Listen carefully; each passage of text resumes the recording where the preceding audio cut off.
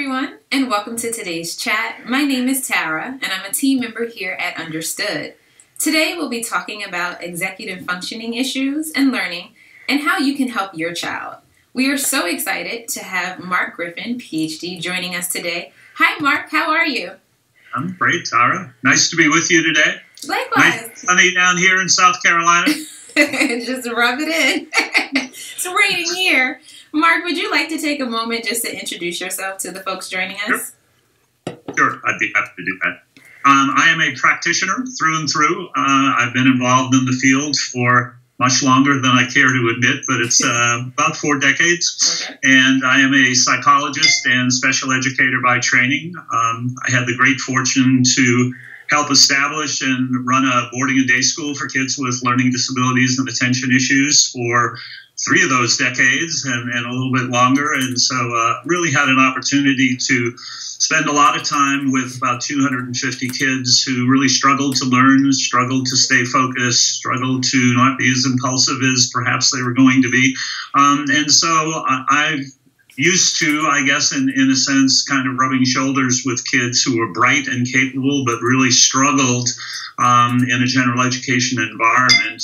Kids used to stay with us generally 2 or 3 years, and then they would go back into traditional programs and generally do very, very well. And so I'm also involved with Understood, obviously, as a consultant and expert, and have been on the board of the Learning Disabilities Association, the National Center for Learning Disabilities, and the National Joint Committee on Learning Disabilities. So my life has really centered around, my professional life is really centered around being with kids who struggle to learn and working with a group of people who understand that. And we all know with the right intervention, you can really make some changes with and for kids. And we have lots of kids who went on with good intervention and have become really successful in life. They're married, they have kids, they have jobs. They're doing the sorts of things we all hope they would do when we saw them when they were 7, 8, 9, 10, 11, 12, 13, and 14. So for me, it's been really a very practical application of the things that we know that work with kids. So I'm delighted to be here today and hopefully be able to answer some very good questions. Absolutely, and we're delighted to have you. So thanks again, Mark. Just a reminder to those joining us that we will be taking questions. If you have a question, please just put it in the chat box and be sure to include your child's age so that you can receive a more targeted response. So let's get started. Mark, I'll start off by asking, what exactly are executive function skills and how do they help students learn? Sure. That is the core question, isn't it? Yes. When you think about it, to regulate and guide behavior for kids through a system that's just sort of constantly changing. The input from the external world is changing. How you sort of interpret that and process it and respond to that internally yourself is a really complex system that kids deal with every single day.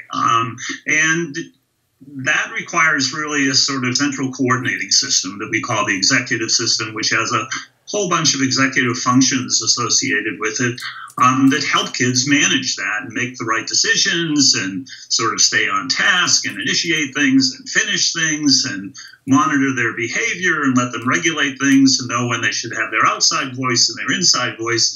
And so the system itself is really responsible for, if it's working, it's kind of a simultaneous operation of a number of cognitive processes. And so we're talking about goal-directed behavior, task-oriented behaviors, self-regulation, behavioral inhibition when you need it, planning, working memory, mental flexibility, response inhibition, impulse control, and monitoring. And that's a mouthful when you think about it. But indeed, those are really the things that are important for kids to be able to do in order to manage school, in order to manage soccer practice after school, play practice, going to the community church. All of those things require you to deal with an environment that's bombarding you with a bunch of different stuff all the time that you need to sort of process. And kids with attentional issues in particular, but lots of kids with learning issues as well, have trouble with these executive functions. And it's important for us to point out that not all kids who happen to have attention issues have executive function issues, but lots of them do. And certainly not all kids with learning issues have executive function issues, but a lot of kids do. And they sort of, I like a paradigm that really was put together by Tom Brown, who is a understood expert as well, a psychologist who's now practicing out in California, but was here in the East at Yale for a long period of time. And he kind of talks about 6 clusters of executive function: activation, focus, effort, emotion, memory, and then actual action. And so the activation piece we find in its probably simplest form is it's kids kind of getting themselves organized, getting their materials together, bringing home a backpack that doesn't look like somebody threw a grenade in it and exploded it, and all the stuff is still in there, but it's very hard to find. Estimating time in terms of how long it's going to get something done, how much sustained attention you really need to bring to the task, and then actually getting started. The focus piece really is more about sort of sustaining focus. Lots of kids with executive function issues have trouble for sustained mental focus and staying with a task for a period of time. They get distracted, they get fatigued, they don't necessarily finish things even though they think they may have finished them, but the next morning they find out they only did 5 of the 10 problems. And then shifting focus between tasks. We find that kids with executive function issues have real trouble going from one kind of thing, transitioning and going into the next task. Effort, regulating, okay, so how much do I really need to bring to this task? How do I gauge what I need to do to get this done in a very intentional way? And certainly processing speed, trying to keep up with what's going on around you and processing the information at a speed that allows you in your classes or anything else to sort of take information in, process it, and do something with it. Emotions, lots of kids with executive function issues, understandably, are frustrated with the fact that they can't get these things done. They can't do the things quickly enough. They don't necessarily modulate their emotions in a way that's great. Memory, huge. Using working memory, sort of jettisoning the stuff that doesn't make any sense, holding on to the things you really need to hold on to, taking some action with those, storing those at some point in time so you can drag them back and use them again. And then the actual action after all these things to make sure you get started and you get finished. And so when you think about kids who have difficulty with those sorts of things, it really affects every bit of their day, not just the classroom. It certainly affects the classroom in a way that's really difficult for kids, and kids struggle. But it also affects the way they deal with their peers. It also affects the way they deal at home. It also affects certainly the whole homework picture and a variety of other things. And so it's really kind of the organizing system that allows us to deal with what continues to become an ever more complex world. Thank you for that. So we are already getting parent questions in, which is great. So our first question comes from Lori. She said, my son is 12 years old and in the 6th grade. He's in middle school. He is doing very well in school, getting the honor roll each quarter. However, I'd like to see him improve on his executive functioning. What are signs that he is doing well with these skills? And what are signs that he needs assistance with managing? Yeah, the partnership with the school is going to be so important in this particular case. I guess especially because of the fact that he does appear to be doing well in school. And it would probably be very important if the report card is coming home and it's B's and A's or 80s and 90s or however people are assessing what he's doing in school, to get a sense from the teacher in the school. I'm assuming at 12 he's probably in middle school and been dealing with several teachers, generally not 1 or 2, but maybe 4 or 5 in different content areas.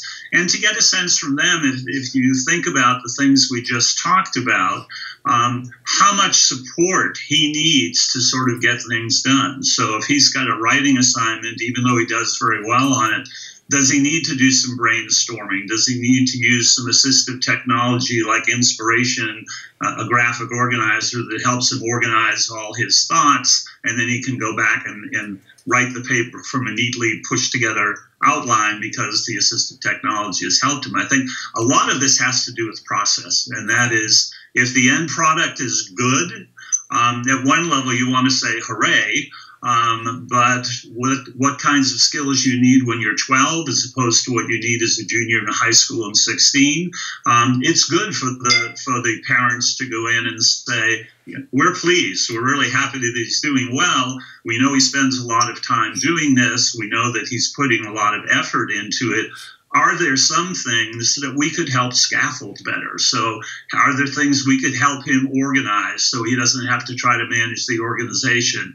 Are there things that we can do from a time management standpoint so that he understands probably the best thing to do is to go out and look what the end product needs to be? And so if it's a writing assignment or a long-term assignment, this is what it needs to be in 3 weeks, and kind of back up from that from a time management standpoint and create a timeline of how that's likely to work if organization is an issue for him. So the nice thing about having a youngster who's actually doing well in the face of perhaps having some executive function issues is that most teachers are going to know what they're having to do with him in order for him to be successful. And again, the fact that he is successful means he's doing a number of these things from an executive standpoint, executive function standpoint, well, or he wouldn't be doing well. So that when you think about 6th or 7th grade, a lot of this has to do with analysis and synthesis, and you're doing a lot of writing,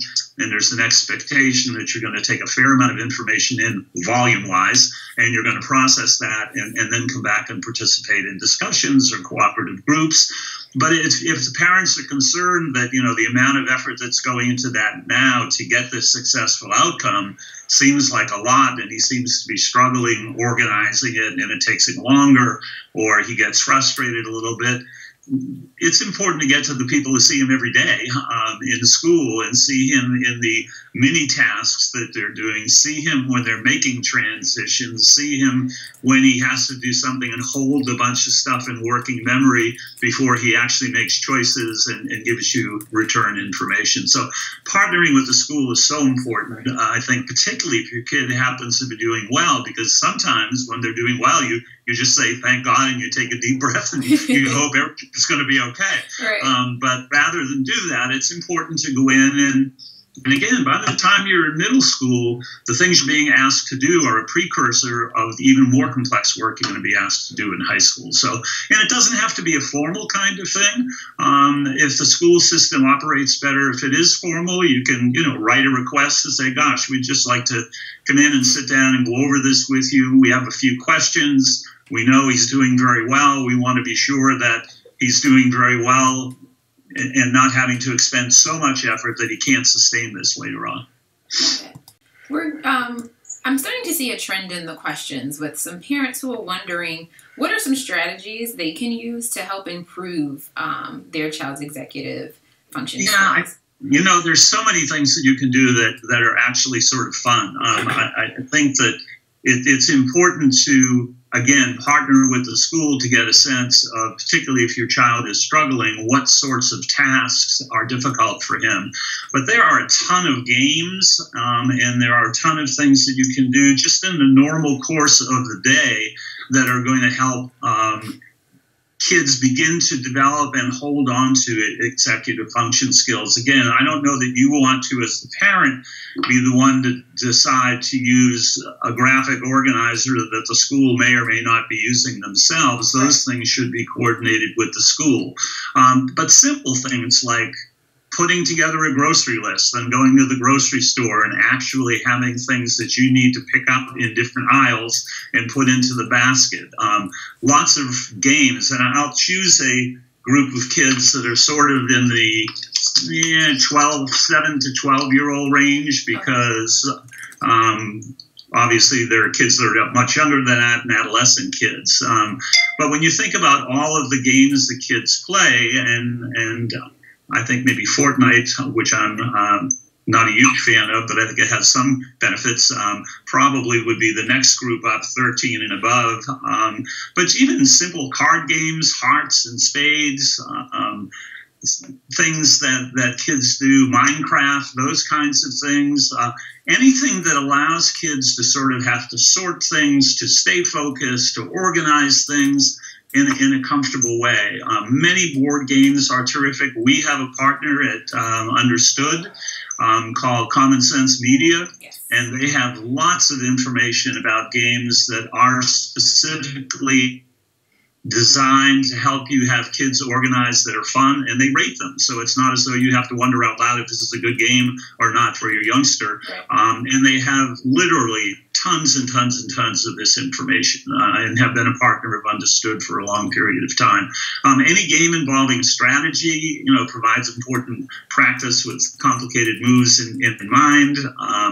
Go, chess, things like that kids still play. I mean, I know they're all glued at some point to their phone or their device, but there are a great number of kids who are very interested in playing those. Younger kids, things like Spot It, those kinds of games helpful as well. But you can take anything, almost any task, and ask your child sort of, how are we going to organize this? How are we going to make this work? If we're going to go on a picnic on Saturday, kind of what are the things we need to bring?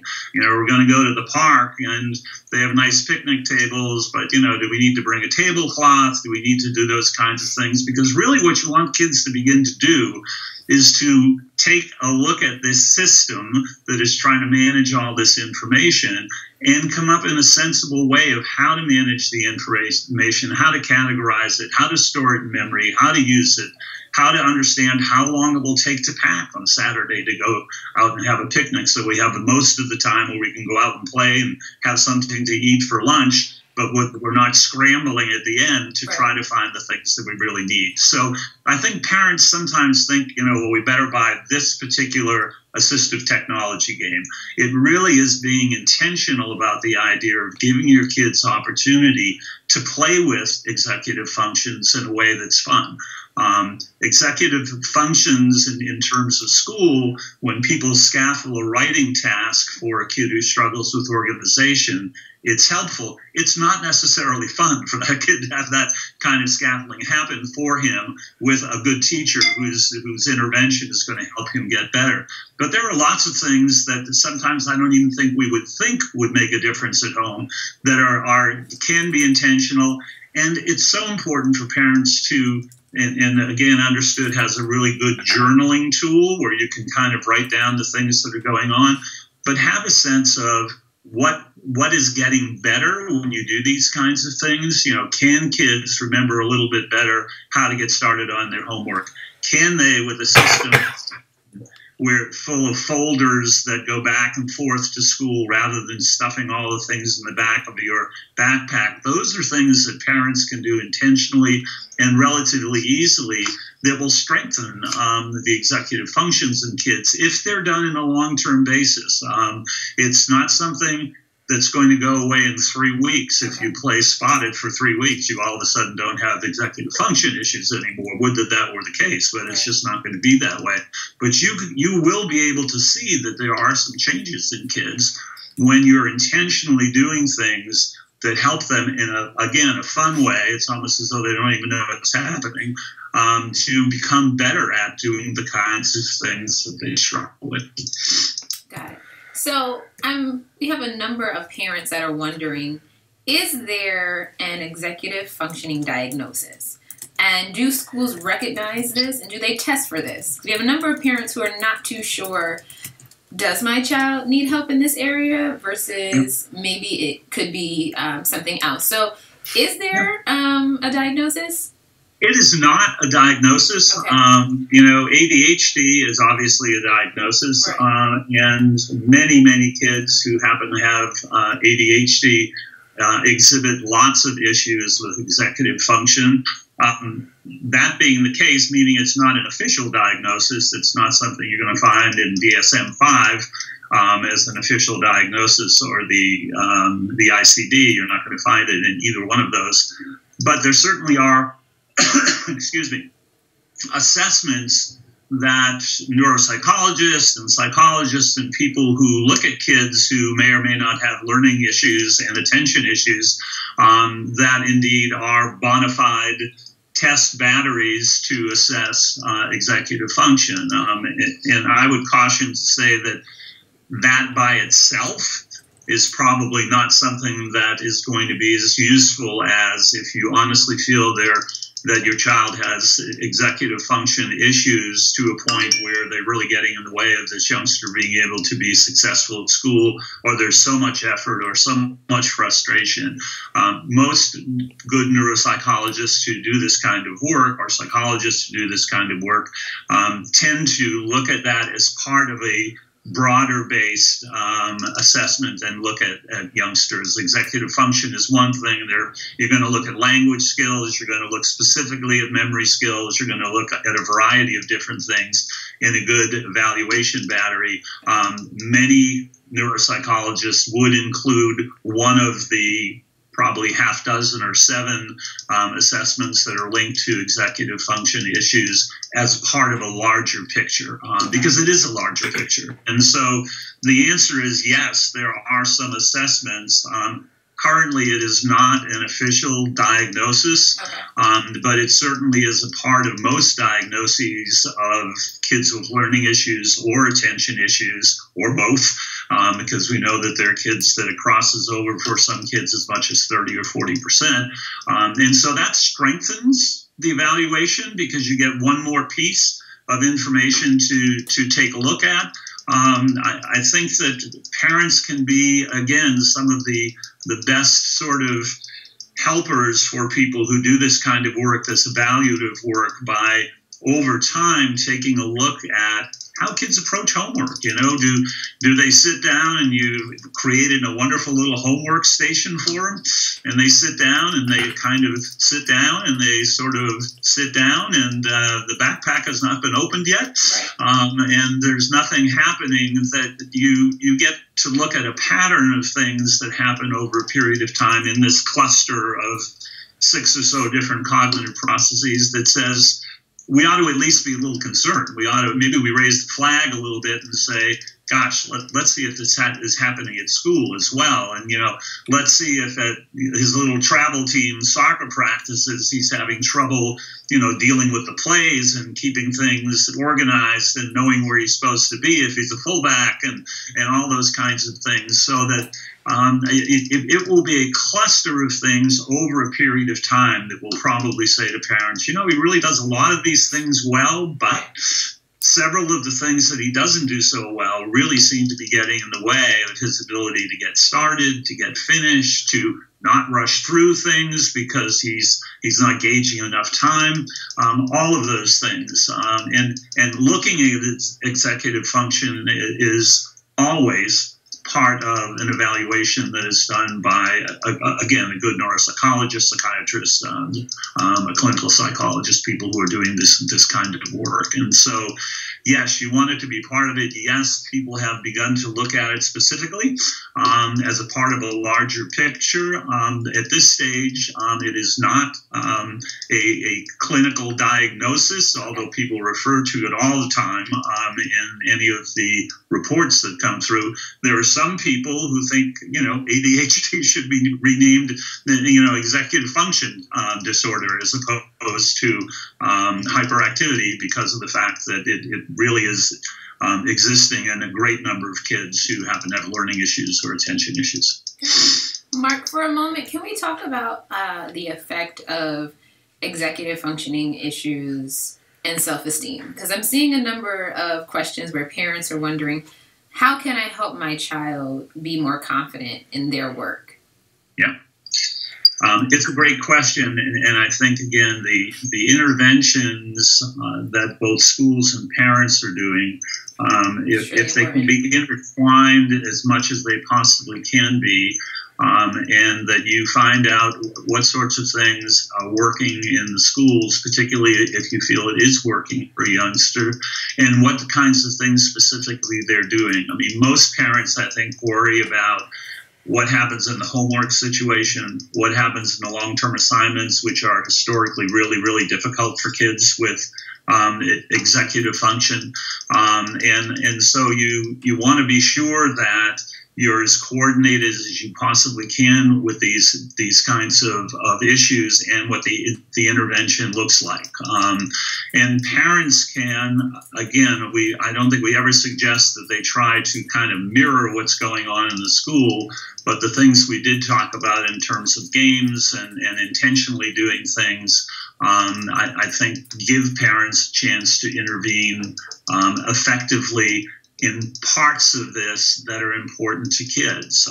If you don't do these things very well, over time, it certainly begins to chip away at your self-esteem. Oftentimes, kids would tell us in our own program, honestly, I know I'm smarter than this kid next to me.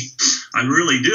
I understand a lot more stuff, and I think differently than he does in terms of they wouldn't call it higher order thinking, but would say, with like concepts and things I'm stronger on. Okay.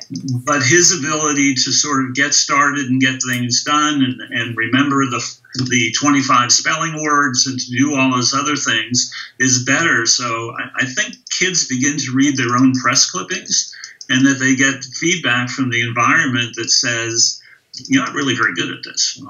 You're constantly interrupting me, so I don't find you very attractive as a friend. So that there's a fair amount of negative external feedback that comes when you can't do a lot of these things as effectively as you'd like to. And when you get frustrated and maybe you say something out of turn, or you don't raise your hand, or you refuse to do something, or you don't want to do, this particular kind of math because it's hard for you, so you whine a little bit openly, or you say no, you refuse to move to all of these things tend to build up, and kids would tell you that the biggest struggle for most kids is that their executive function issues, their learning issues, their attention issues tend to be unpredictable. And that is they don't know who's going to show up on Tuesday morning when they have the spelling test that they knew cold on the bus, the 25 words, knew cold when the kid tested them just before the test when they were standing outside waiting for school to start. And they still end up with 55 on the test when they actually go in and take the test. So it's piecemeal over time when you continue to get responses from the environment that tell you that you're not doing things very well. Honest praise, you can find in any kid, any day, you can find between the teacher and parents at home or people who are working with kids in community service or sports, you can find 10 or a dozen things that this child does every day, despite his struggles, that are really good, that are really positive. And, there's a lot of data out there that suggests that honest praise, as specific as possible, not I like what you did, but tell you exactly what I liked about it and why it was important to me, and that I noticed that this happened, is critical for kids to begin to develop better self-esteem. And we sometimes focus so much on the product, we really have to focus on the process. If he was able to bring more effort than he ever brought before to a task, but still didn't quite get it totally done, needed your help at the end to get it done, it's important for him to know that you notice that, we used to get halfway here, and then I had to sort of scaffold this and help you. Now we're 85% of the way or 90% of the way here. And you're finally using things that you used before successfully and applying it to this. You probably don't even notice as a child that you're doing it, but I notice. And again, it's a process. You can't help kids develop better self-esteem overnight, but you have to consistently go out of your way as a parent and as a teacher to make sure that you're noticing all of the positive things that happen so that you're asking this child to understand it's irrefutable. I watched you do this and you did it well. Therefore, I'm going to tell you you did a good job. And then the likelihood that he'll take that strategy and try to retrieve it and use it again is heightened by the fact that you've pointed it out. It's irrefutable. You've been very specific. You noticed it. And for a child who doesn't have a lot of wins, he's starting to get more wins. Got it. We're coming up on time, but I do have one more question that I do want to make sure we cover. So you mentioned a lot about the relationship between school and parents and how important that is, right? So can we talk a little bit about what are some accommodations that these students can get in school that would be super helpful to them? Yeah, I mean, the great thing is that most schools at this point in time, and certainly a lot of schools, particularly if they happen to be a school with RTI or multi-tiered systems of support, don't necessarily need an official diagnosis in order to begin to help kids do better at these sorts of things. Okay. But there is I will just give you a wonderful reference point. If you go out and Google 40 winning accommodations for your ADD LD child, what will come up is a really good sort of potpourri of things that you can ask for, sort of within those realm of the 6 clusters that we talked about at the beginning of the session here. But I think that, you know, when you think about what kids need, it's important for parents to, when they go in to talk about accommodations, and maybe they do get a 504 and they get accommodations because the child's been diagnosed with ADHD, or they do get an IEP that can include accommodations as well because the child has learning issues and ADHD, or the issues he has qualify him and make him eligible for an IEP. I won't say the sky's the limit, but once you've identified the things that a child needs, both in terms of regular special education intervention, meaning doing it in a different way that really is going to make a difference for this child, or leveling the playing field, because that's really all what accommodations do, is it levels the playing field. You're not looking for an advantage. You're looking for the system to respond to you so that you indeed can take advantage of the general curriculum. I mean, it's simply stated, that's what it is. So that list of 40 is great. Understood has some wonderful things. I don't want to specifically talk about them, only because I'm going to miss so many of them if I specifically talk about them. But once you've identified, you know, if a child has trouble sitting down in a classroom and get it started on a writing project, then the accommodations mean you need to help this kid brainstorm a little before. He needs to understand exactly what the assignment is, so you need to break that down into manageable chunks. Once he's brainstormed, if it looks like for an accommodation, some assistive technology like Inspiration or Kidspiration for little kids, or any number of other graphic organizer kinds of things, it's not that kids with executive function issues don't have great ideas. They do.